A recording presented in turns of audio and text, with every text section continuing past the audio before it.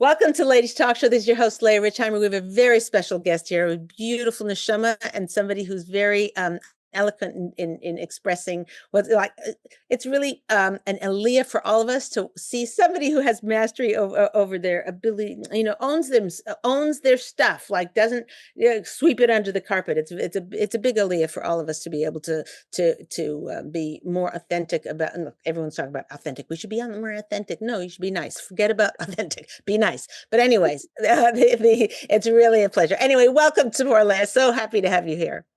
Thank you so much. I'm so happy to be here. Oh, you're such a sweetie pie. So can you tell me a little bit about your story, what's your journey, and then we'll see. We're trying to see what the world at large holds as the things in marriage, and what our shalom bayis Mesorah looks like, and how we're better. How what Hashem gave us from Har Sinai is just the most gewaldic treasure, and we're just going to try and bring that out a little bit. Okay, and by comparison to what we maybe is in the air that we all breathe. It's not we're putting down secular people. All of us grew up with this types of mentalities. So go ahead, maybe tell a little bit of your story. Where are you from? How long have you been married? Those kinds of things. Okay. First, I start off by addressing the last statement you made, where you said it's not about putting down the secular people, because coming as a convert, coming into to the Jewish fold, I've never felt that like it was a put down, or like it was like anything that's being said was derogatory towards me or towards my family who are not Jewish, or the way of life that I used to have. It was more so like, this is how the rest of the world does it, and this is how Hashem has chosen us to do it, and that's the difference that I feel. Not a like a separated division where everything that everybody else does is wrong and we're the only one that's right. It's just that Hashem has chosen us for a special purpose, and it's up to us to fulfill that purpose. Beautiful. Love that. Okay, go ahead. Thank you. And so as I said, I'm a convert. My husband and I converted together. Our conversion happened in December of 2024. I found you through Torah Anytime. And at the time we were like knee deep into our conversion process. And I was just struggling so much. I was looking for something that I couldn't find and I wasn't seeing. Everything felt so comfortable and so familiar to me. And then I saw you, and it's like everything just changed. We were in a community, a Jewish community, but I still felt that comfort, and that like I felt like things just weren't different enough for me. That things like I'm living the same way. The only difference is I'm keeping kosher, and I'm learning the mitzvot, and I'm applying things to my life. And I'm keeping Shabbos. And those were the two biggest things, is keeping Shabbos and eating kosher. And everything else was kind of like the same. The way that my husband and I interacted were very similar to how we interacted previously. The way that I saw other people interacting with their spouse was it was very similar to what I had witnessed in the secular world. And then when I was on Tish B'Av, I found your video, and I started watching it, and what you were saying was very different from the things that I had heard and the things that I had been witnessing. And I knew that I had found something different. I had found what I was looking for. And so I signed up for your course, but I sent a ton of emails, and then I started getting the emails about the course, and I just couldn't miss it. It was everything that you said spoke so deeply to the mind of Shama. And it just like it pulled me to the shalom bayis Mesorah. It's similar to when I remember meeting the Beis Din, and they said, why do you want to convert? And I told them that it's not a decision that I made. It's this yearning inside of me that has to know Hashem. I have to do this. This has to happen in order for my purpose to be fulfilled. And it's not about, me. If my husband wasn't Jewish either, so it wasn't for love, or it wasn't for this anything superficial. It was a deep longing and this deep yearning that I had, where I just had to know what it meant to love Hashem the way that He wanted me to.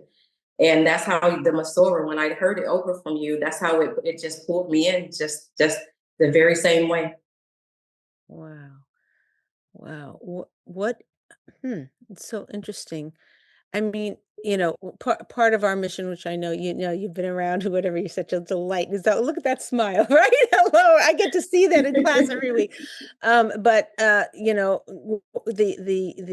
thing that is so deep in my heart and that we've been working on for decades and decades is getting the Mesorah back into as many Jewish wives and Jewish families as possible, as humanly possible. And that's what I'm a full-time volunteer, so that's the whole mission. And so when you said that you saw in the secular world, you saw in these other Jewish, you saw it in other Jewish people, my reaction, like, I'm heartbroken. I'm heartbroken. Not that I don't know that people don't have the Mesorah, it's not taught in the schools. It's not taught by the teachers. It's not, I mean, little bits in here and more. By the way, when I started 20 years ago, like people were like, oh, you go to a marriage secret, you go to a shalom bayis class. So what's wrong with you? Now it's like, oh, there's a shalom bayis class. Oh yeah. Oh, let me just save me a seat, So things have changed a lot in the last couple of decades, Baruch Hashem, but we still have this, one in 500 people knows the shalom bayis Mesorah. I don't know what the numbers are. I hope it's not that bad. But anyway, I just had to say that because people listening, I don't want to put down the Jewish community. I love the Jews. This was my whole life, but people should just realize that most people are following an equality-based marriage. That's kind of the go-to, and rather than a Torah-based marriage. And that's what we're trying to, in the Ladies TalkShow and in Marriage Secrets, that's what we're trying to, and I make all my royalties go for donations for shalom bayis education. But, that's what we're trying to make a difference in. So I just didn't want to say anything bad about whatever community. I don't even know what community it was. I want people to understand that's important. But anyhow, so you're saying, so now you started now using the shalom bayis Mesorah in your marriage. What kind of differences did you see? What draw you to Judaism? I mean, you explained it a little bit. You said that, it had to happen. You're neshama, but how did you even hear about Judaism? So my husband and I, we both were on this journey to understand what it meant to love God. And we were living in Los Angeles. I had an amazing job, and outside looking in from the secular point of view, I was living life. I can't remember the little acronym they use, but living my best life. The senior executive of a hospital system. Traveling, coaching, and training, and teaching people how to do supply chain and logistics and leadership. I retired from the Army in 2016, and that's kind of the journey that I went on. And so I had a very successful life and very esteemed on the outside in all of the organizations and everything. But there was something that was missing. I kept feeling this. It was like I would get another degree or a different job, a higher paying job, and it was always something missing. And so whenever I would achieve something different or something new, it was that longing would always come back, like, what's next? What's next? What's next? And it was nothing ever filled that gap or that hole. And I just got to a place in life, and I was like, I've given everything else a try except for God. And when I said that, it was like everything changed.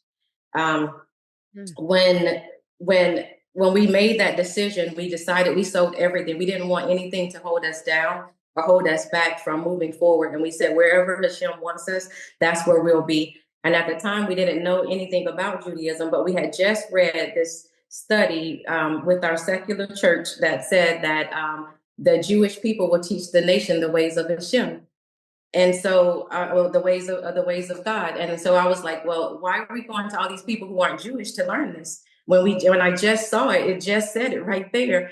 And so I started asking my husband, I'm like, why do we keep going to non-Jews to try to learn something that God said that the children of Israel are supposed to teach us? And so he said, well, let's figure that out. And so we moved, and we bought a little tiny RV, and we moved out of our luxurious apartment and moved into this little itty bitty travel trailer. And we started going from just traveling across the country looking for an organization, like a Christian organization that where Jewish people were, where they observed the Sabbath, because the Sabbath was mentioned so many times in our upbringing, and that you're supposed to observe the Sabbath, but then it changed from Saturday to Sunday and all these other things. And so learning that wasn't true through our own studies, just it pushed us to just go deeper. And so it wasn't until about 2 years later when we bought 10 acres of land in Mississippi and started farming that we that we learned that you could actually convert to Judaism. We had started participating in this messianic type of organization, and it just wasn't right inside it. Like my neshama was telling me that this isn't where you're supposed to be. And we would read things and they would say, well, we believe this, but we don't believe this. And it was kind of like I started to feel like this isn't like a grab bag where you can just pick and choose what you want to do. It's all or nothing. And if you're not going to do all of it, then what's the point of leaving anything behind and progressing? It was like every step was just more of the same thing. And so we met a couple through that organization that told us, they said, well, you can become Jewish. And we were like, no, we didn't. And so he gave us the contact of a rabbi, and we contacted the rabbi, met with the rabbi within that week. He told us, I'll sponsor you guys, but the Beis Din will probably turn you away about 3 to 5 times. So just be prepared. And so we said, okay, he gave us the contact information. We contacted the Beis Din. And the same day that we met them, they said, go ahead and get started. And it was so confusing because it all happened within 30 days. And so it was so confusing. I was like, get started with what? And they said the conversion process, you're learning. And I'm like, oh, okay. And so we bought all the books from the syllabus. We moved into a community, and we just started learning. And I was still, it was going through the process. It was still that longing or that sensation that something was missing. Like I kept saying something has to be different. Something has to be different. And I didn't know what that was. I couldn't figure it out.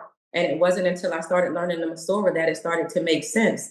All of this, the things that I was doing and the way that I viewed marriage, the way that I viewed my new role as a Jewish woman was really the same. It was basically all I do is just keep Shabbos and keep kosher and kind of like just meld in and do what everybody else is doing.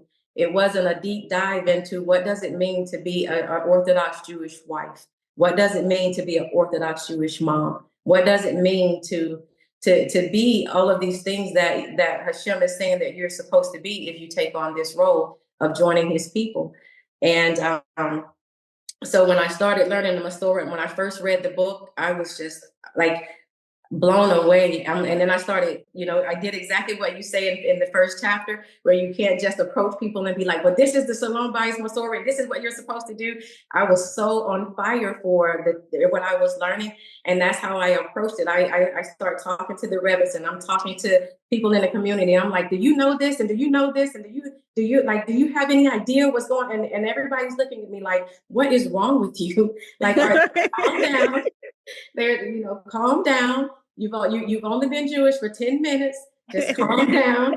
And so learning. And then once the class actually started, oh my goodness, it was like Hashem just opened the floodgates of his blessings. It's just been amazing. There's this night and day difference.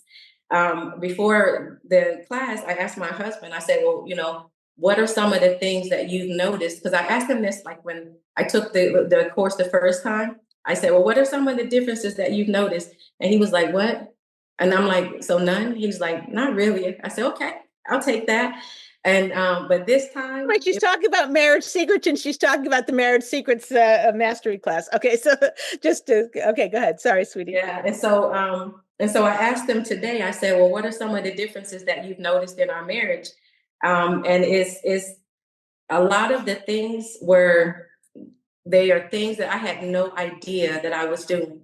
I didn't know that I was blocking his appreciation. I didn't know that I was the receiver and the giver dynamic. I didn't know that that my role is to be my primary purpose as a Jewish wife is to be a Jewish wife, and that encompasses the four walls of my home, not my job. No matter how much money I was making and how much people respected me outside my home, if I don't have that respect, if I don't have that love and that same vibe inside of my house, then Hashem's presence isn't dwelling there.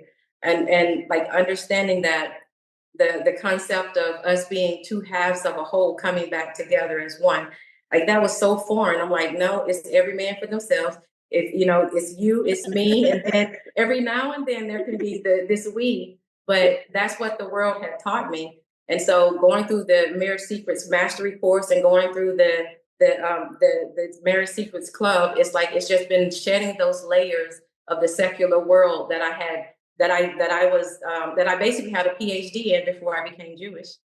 And so now it's getting rid of those ideals and getting rid of those thoughts and getting rid of that way of thinking and that behavior, and donning, like what I like to call it is I'm accepting my inheritance as a Jewish wife and as a Jewish woman, and I'm accepting it fully and 100%.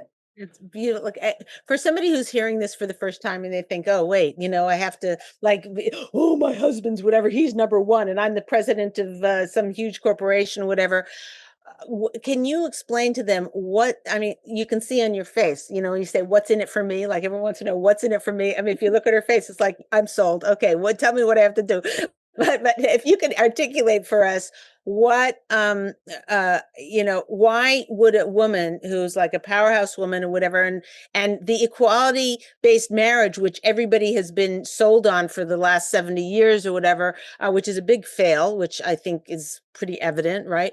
Why should a woman give that up and be different and follow a Torah based marriage when it seems like now I'm barefoot and pregnant, and like what like I don't get it. Like where's my power? Where's my control? Where did I go?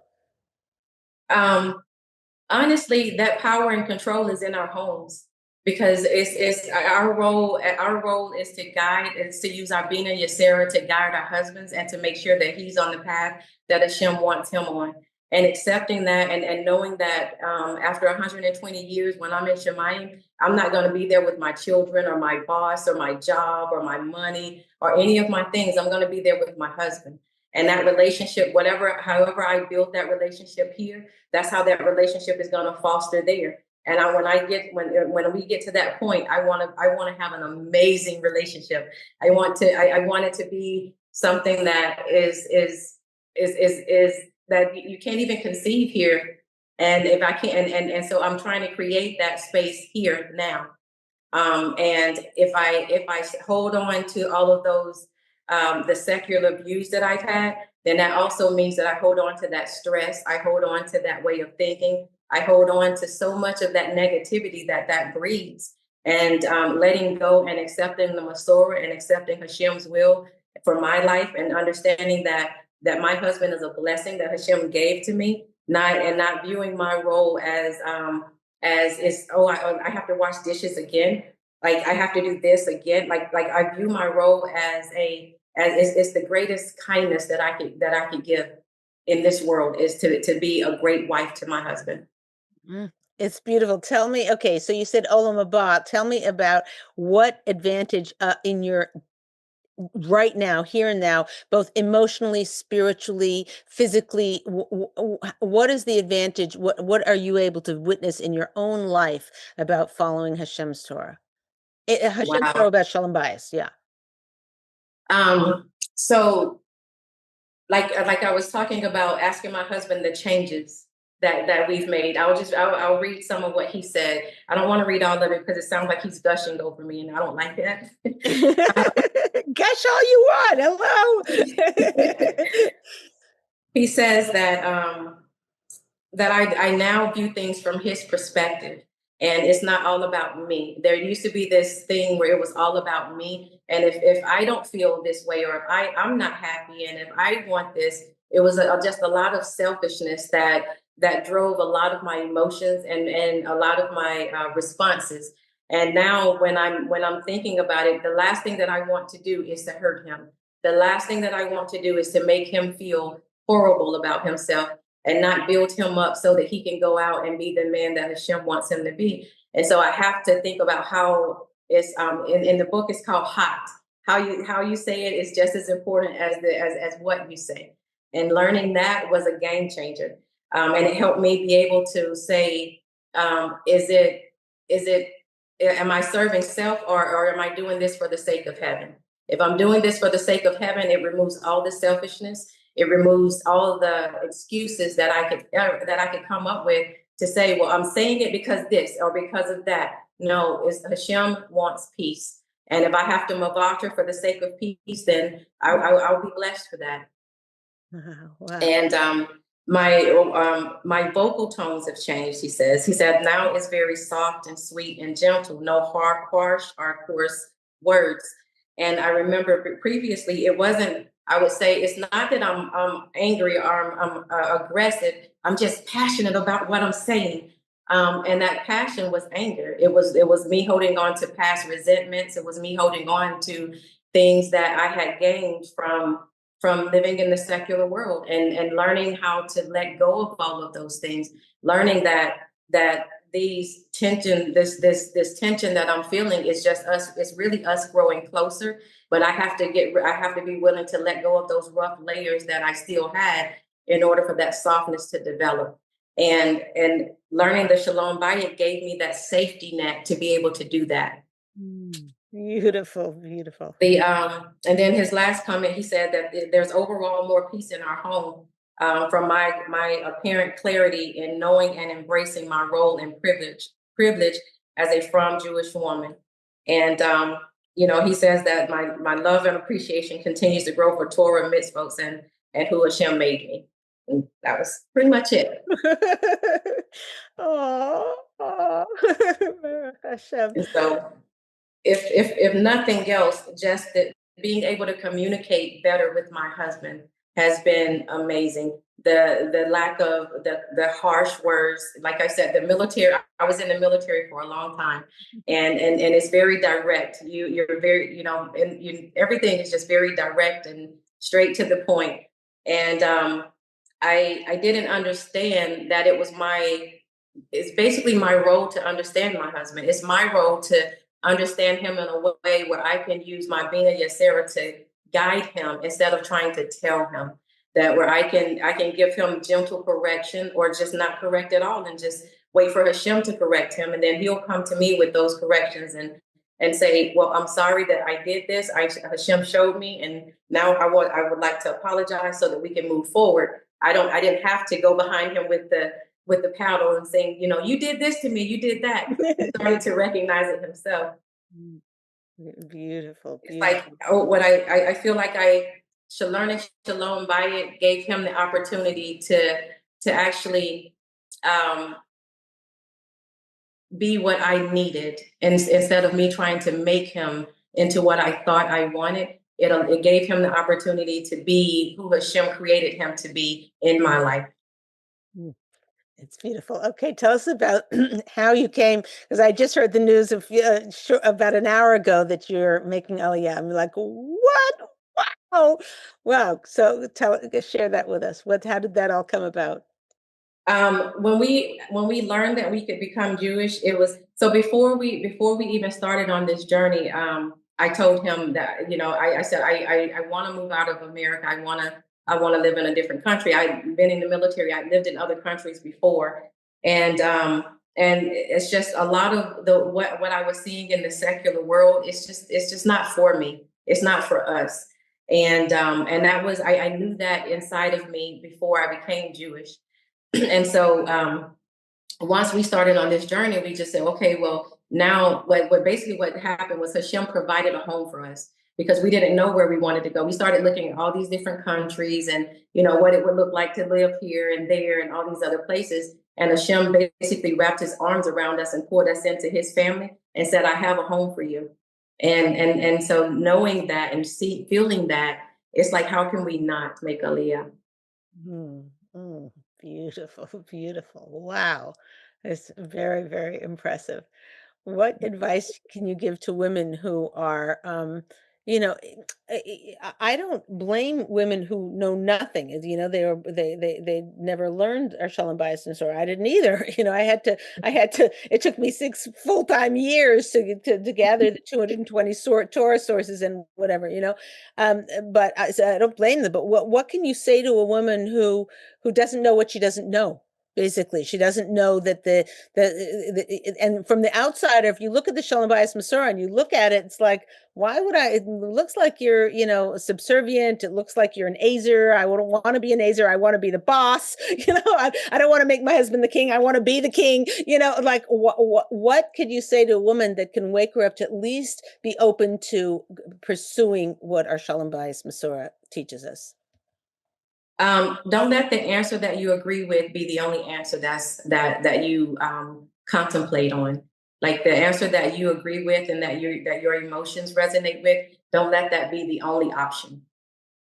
Leave the option open for Hashem to come in and tell you who he wants you to be and what he wants you to be, instead of just going with what you feel is right and what you think is right in that moment. Like leaving that door open for correction allows when that marriage secrets coach or that marriage secrets participant walks up and says, well, I learned this about Shalom Bayit. You don't have that closed offness. You have that, oh, okay, so this is, you know, explore that option, explore that opportunity, instead of just being so closed off to it because it's not what you grew up with or not what you've heard before. Just keep an open mind to it, and let Hashem do what he's promised that he'll do. What my thinking is, like, someone said they fly me into Lakewood, okay, give this big lecture, whatever, and everyone's coming there like, what are you going to tell? What can you do in 90 minutes, right? What can you do? Yes, I can give them eights, I can give them a list of 5 things to do to make their marriage better, and it will, because it's Hashem's, it's not Leah Richeimer, it's her Sinai, you know? Hashem gave us the recipe, right? But what can you do in 90 minutes? You can't do anything. So you know what I say? You know what I can do in 90 minutes? I can have them see that I can give them the hope and the open their eyes that there's something available that will their deepest part of their neshama will be, their needs will get met, their desires that they've always wanted, their, you know, that their neshama will be completely filled up with it. And so I at least by the end of the 90 minutes, they're like, huh, you know, like that. So can you speak to that? Because I saying, you know, be open-minded to it. And, you know, it's not, I want to light a fire in people. I want, you know, you're a fireball. Okay. And I want to light a fire in people to say, oh, you know, it's true. I don't, our Mesorah. Well, I know Kashrus and I know Shabbos, but it's true. What is our Mesorah exactly? You know, and to be open to that rather than feeling like it's, you know, some old-fashioned system of whatever. Honestly, the biggest change for me was when I asked myself, what does Hashem, like, what does it mean to be holy because Hashem is holy? Like Hashem he's called us, he says to us, he says, you know, you will be a light unto the nations. And how can we be a light unto the nations if we look like the nations, if we are doing what they're doing, if there's no distinction between us and them? There has to be a distinction. There has to be something different between the Jewish woman and the secular woman. When we go out into the world, we have from our actions, the way that we interact with others, the way that we communicate with others, there has to be a difference. And if our goal is to fit in, then we're doing exactly what Hashem told us not to do when he says, don't imitate their ways.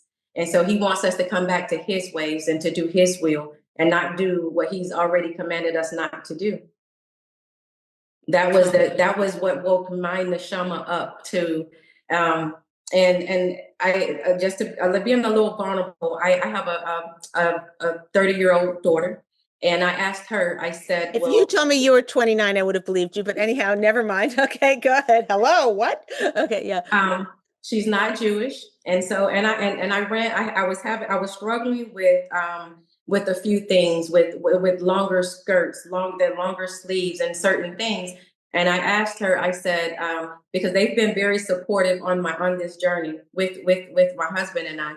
And I asked her, I said, well, if I don't do these things, then what would, like, how will you take it? And she told me, she said, if you don't fully own what you've chosen to do, you're saying one thing, but you're doing, but then your actions represent something else. And she said, you have to own it fully.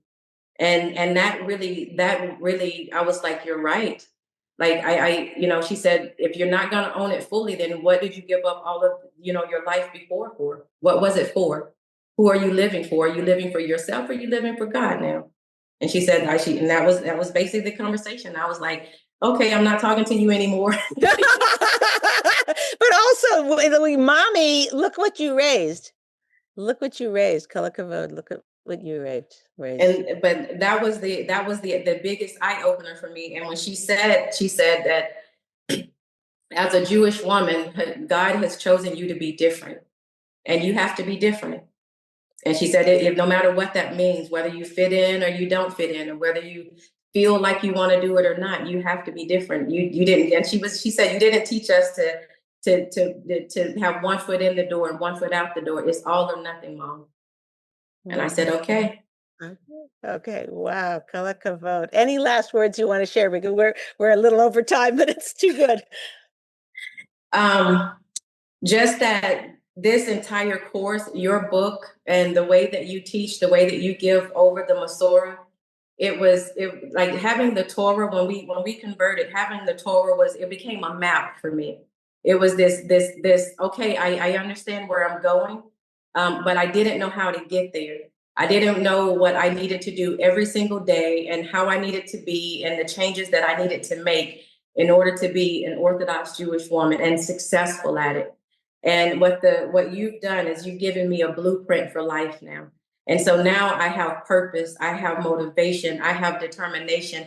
I feel more secure in myself, my body, my skin, who I am, than I have ever been in my entire life. There is nothing in comparison to the completeness that I feel with having the Mesorah in my life now. Wow. What could I say? You got me all choked up. That's Hashem's gift. It's not Leah Richeimer. I appreciate your saying, but it's Hashem's gift to us. It's yeah. Okay. Wow. Tzipora Leah, Hashem should bench you with bracha and mazel. Your aliyah should be geschmack. It should go well. All of the annoying things that happen on the road to be settled where you settled should go smoothly and easily. And Hashem should bench you with shalom bayis to 120. And that goes for everybody here today. Thanks for being here. It's Leah Richeimer for the Ladies Talk Show. Tzipora Leah, thank you so much for being with us.